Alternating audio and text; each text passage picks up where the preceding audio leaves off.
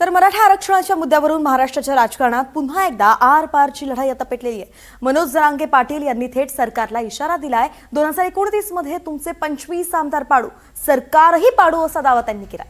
जरांगेंच्या याच आव्हानाला ओबीसी आंदोलक लक्ष्मण हाके यांनी जाहीरपणे प्रति-आव्हान दिलंय। तुम्ही 25 आमदार पाडणार असाल तर आम्ही तुमचे 100 आमदार पाडू असा जरांगे यांना प्रत्युत्तर त्यांनी दिलेलं आहे।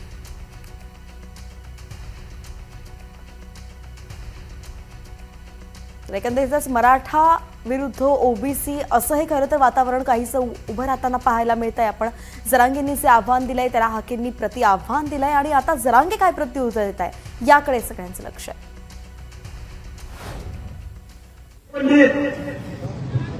मुख्यमंत्री महोदय म्हणा मी तुमचे 25 आमदार करून टाकेल मला तुमचे 29 ला बघू आता। थांबा थांबा थांबा 29 ला थांबा की सांगतो थांबा।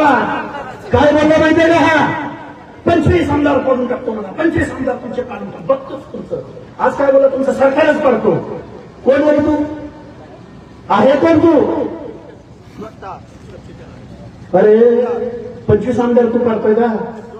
तुला गणित माहित नाही। तुझ्या पश्चिम महाराष्ट्रात फिरायला गेला ना तिथं ओबीसी किती आहे तुला गणित माहित नाही।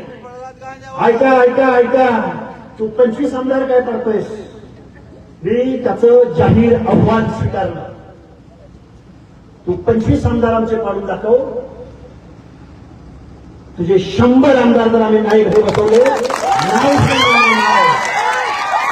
कारण गावचे गाव तुमचे गावचे गाव फक्त गावगाड्यातल्या 18 पगड जातींनी आपलं आरक्षण जाताना आपल्या बाजूने कोण बोललं, आपल्या विरोधात कोण बोलणं, आपलं आरक्षण जात असताना आरक्षण घालवणाऱ्या चौथी नापास माणसाला पाठिंबा कोण देत होतं, पैसे कोण देत होतं, या माझ्या हायवेवरती बॅनर कोण लावत होतं, गेवराईच्या चौकामध्ये दगडफेक कोणी केली काय पापड्या पापड्या